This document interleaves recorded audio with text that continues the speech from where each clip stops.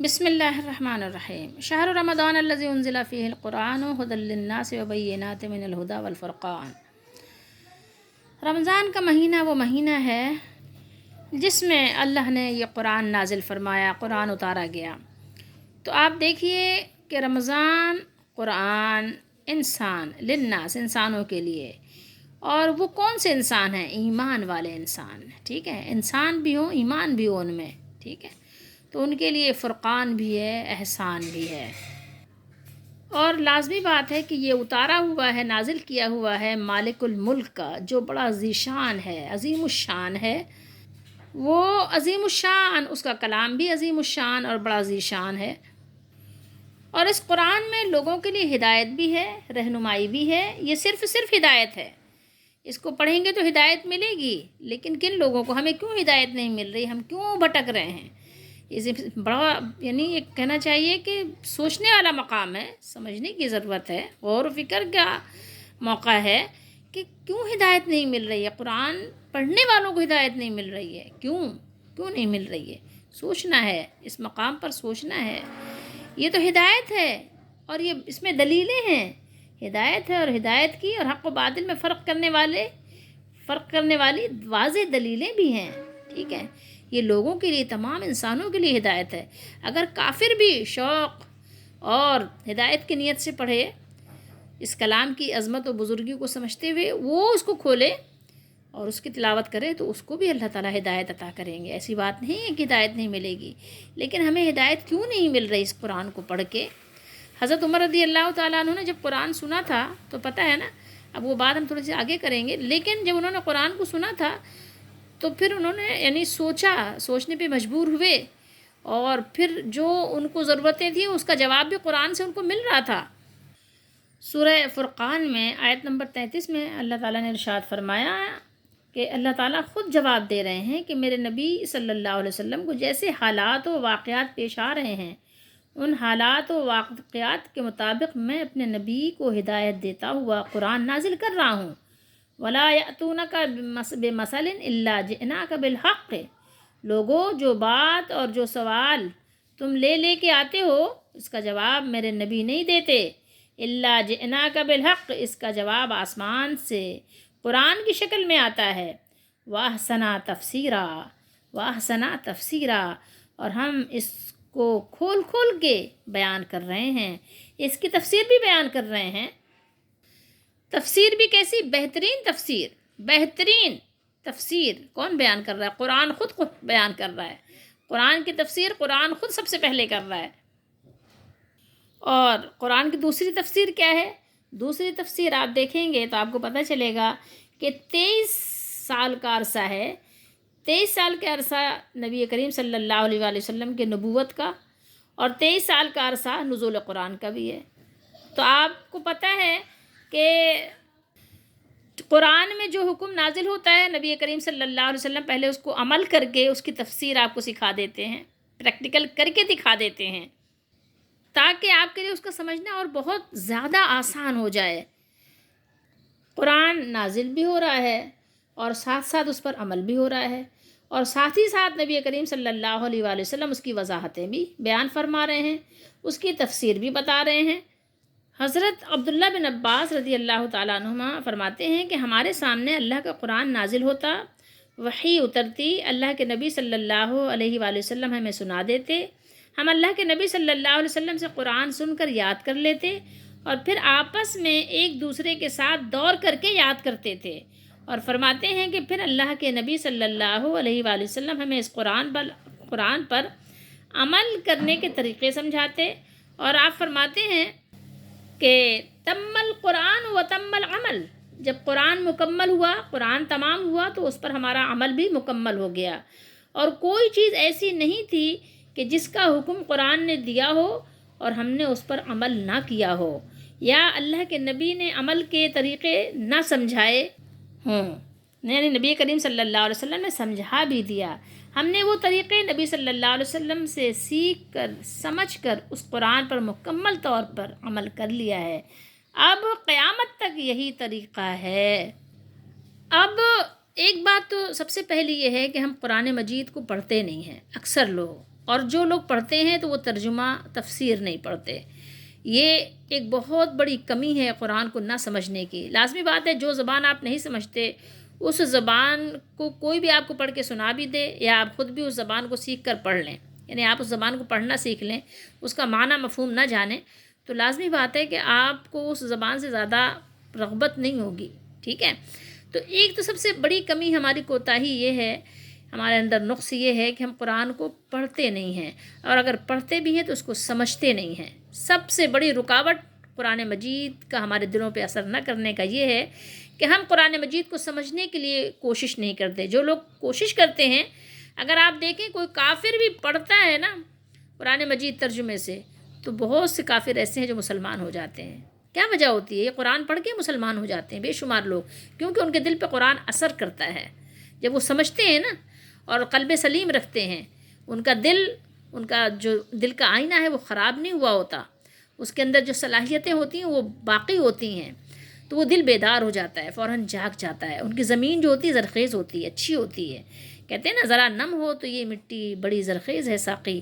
تو اگر آپ کے جو دل کے اندر کی یعنی جو صلاحیت ہے اگر وہ بیدار ہے تو پھر یہ قرآن اثر کرتا ہے۔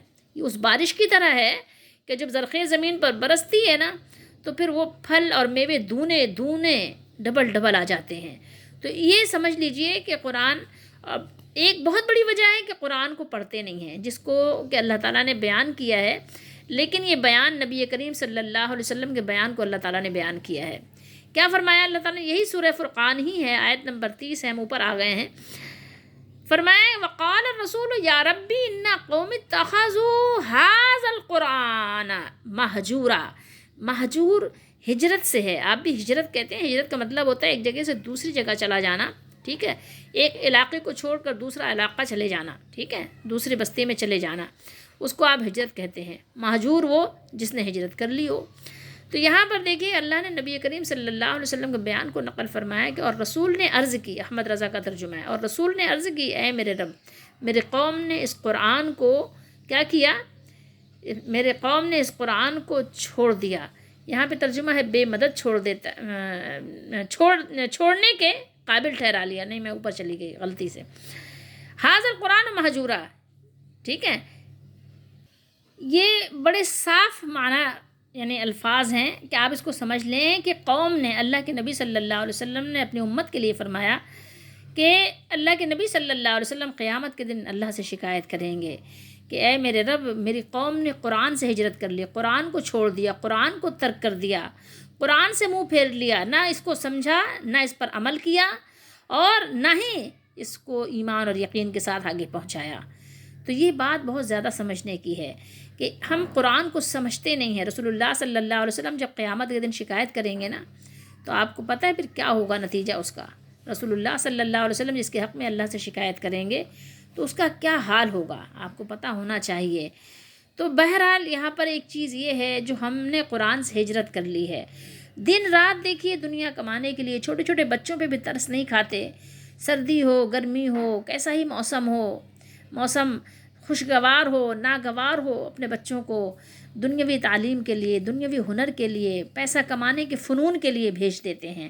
لیکن قرآن کے لیے اگر کہا جائے کہ 1 گھنٹہ بچے کو قرآن کے لیے بھی دو تو کہتے ہیں یہ بچے پہ ظلم ہے۔ سوچئے تھوڑی دیر کے لیے، غور کیجئے کہ اتنا ٹائم کہاں سے لائیں، اتنا ٹائم نہیں ہے، نہ بڑے کے پاس ٹائم ہے نہ بچے کے پاس ٹائم ہے۔ آپ نے جس چیز میں شروع سے اس کو لگا دیا، ظاہر ہے لازمی بات ہے اس کے لیے وہی چیز اہم ہے۔ تو ہم نے قرآن سے خود بھی ہجرت کر لی، اپنی اولادوں کو بھی اس سے مہجور کر دیا، پردہ ڈال دیا، حجاب کر دیا۔ قرآن اور ہمارے درمیان بہت بڑا حجاب آ گیا، بہت سی طرح کا حجاب آ گیا، تلاوت کرنے کا بھی حجاب ہے، سمجھنے کا بھی حجاب ہے، اس کے علاوہ ہم نے اس کو غلافوں میں لپیٹ کر بھی حجاب کر دیا، ٹھیک ہے۔ اور ایک کہنا چاہیے کہ مصنوعی ادب آداب میں بہت زیادہ لگ گئے، ایسے نہ پڑھو ویسے نہ پڑھو اس طرح نہ پڑھو، مطلب بہرحال ہجرت کر لی۔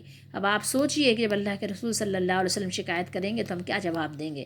تو یہ بہت ساری وجوہات ہیں جو قرآن ہم پر اثر نہیں کر رہا، تلاوتیں بھی جہاں ہو رہی ہیں اثر نہیں ہو رہا ہے، ٹھیک ہے، کیا ہے ایک رسم ادا ہو رہی ہے۔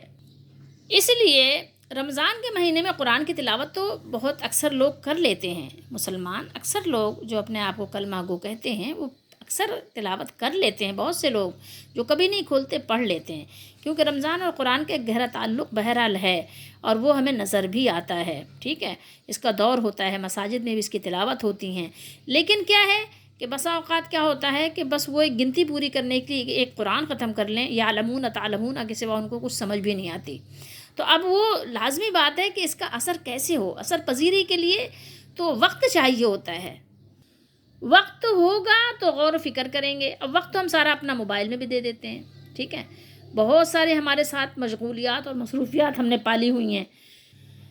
پھر کھانے پینے کا اتنا زیادہ یعنی کہنا چاہیے ہمارے یہاں رواج بڑھ گیا ہے، اتنا زیادہ کھانے پینے کا سلسلہ ہو گیا ہے کہ ایک کھانا ختم نہیں ہوتا دوسرے کا یعنی ایک انتظام اہتمام شروع ہو جاتا ہے. اب رمضان بھی دیکھیے نا، افطار کتنی طرح کا، نہیں افطار کوئی حد و حساب ہی نہیں ہے. اب اس کے لیے خواتین ظاہر ہے کہ کچن میں اپنا ٹائم گزار دیتی ہیں، مرد حضرات اس کے انتظامات میں کہ بھائی کہاں سے افطار کا سامان مہیا ہوگا اس میں اپنا وقت گزار دیتے ہیں. اب ان کے پاس وقت کہاں سے آئے کہ جو وہ قرآن میں غور و فکر کریں، ان کے لیے کہاں وقت ہو، تو ہوتا ہی نہیں وقت کہ رمضان میں چلو ایک مہینہ قرآن مجید کو سمجھنے کی کوشش کریں، ہو سکتا ہے اس کا اثر 11 مہینے تک رہے، پھر اگلے رمضان میں پھر مزید اس کا اثر ہو، تو ٹائم ہی نہیں ہے. ڈرامے دیکھنے کے لیے ایک ایک گھنٹہ، کتنے یعنی 100 ایپیسوڈ کا سیزن، 4 5 سیزن دیکھ لیتے ہیں. کیوں؟ وہ ظاہر دل بہلاوے کا ایک انٹرٹینمنٹ ہے ان کے لیے، تو اس میں ہے ان کو انٹرسٹ ہے، اور اس میں جو ہے انٹرسٹ میں ترقی بھی ہو رہی ہے. لیکن نعوذ باللہ قرآن مجید کا ایک رکوع بھی بھاری لگتا ہے، صبح و شام کے وظائف و اذکار بھاری لگتے ہیں. اللہ کے نبی صلی اللہ علیہ وسلم نے کیا کہا تھا؟ یا ایھا الناس انی قد ترکت فیکم، لوگوں میری بات توجہ سے سن لو، میں تمہارے درمیان وہ چیز چھوڑ کے جا رہا ہوں جس کو تم اگر مضبوطی سے تھام لو گے، اس پر عمل کرتے رہو گے تو کبھی بھی گمراہ نہیں ہوگے. اور وہ چیز کیا ہے؟ اللہ کی کتاب اور اس کے نبی صلی اللہ علیہ وسلم کی سنت ہے. کیا فرمایا آپ صلی اللہ علیہ وسلم نے؟ فلن تضلوا ابدا، کبھی بھی گمراہ نہیں ہوگے، کتاب اللہ و سنت نبی صلی اللہ علیہ وسلم. ہم نے چھوڑ دیا تو ہمارے اندر کہاں سے اثر آئے گا، کیسے اثر آئے گا؟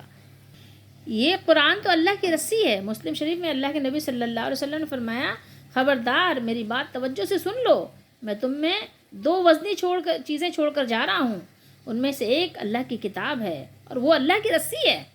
ہم نے اللہ کی رسی چھوڑ دی، اور پھر کہتے ہیں کہ جو ہے جناب ہم یہ آپ فروعی جو اعمال کر رہے ہیں، پہلے آپ اصول اپنے درست کریں، قرآن کیا کہہ رہا ہے، قرآن کو سمجھنے کی کوشش کریں، قرآن کا اثر قبول کریں. دیکھیں وہ جہاں قرآن آیا تھا نا، وہ اہل زبان تھے، وہ جانتے تھے، اس کے مضامین کو جانتے تھے، سمجھتے تھے.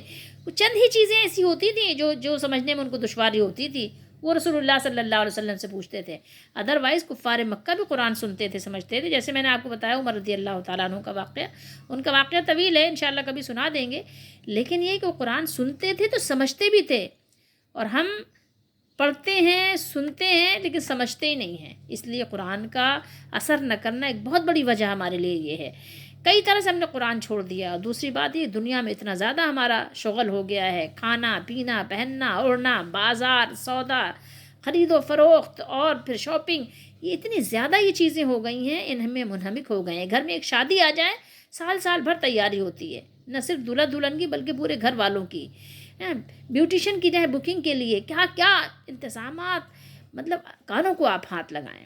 بہرحال آج کے لیے اتنا کافی ہے، انشاءاللہ باقی آئندہ، لیکن قرآن کے اثر کو قبول کرنے کے لیے کوشش کریں.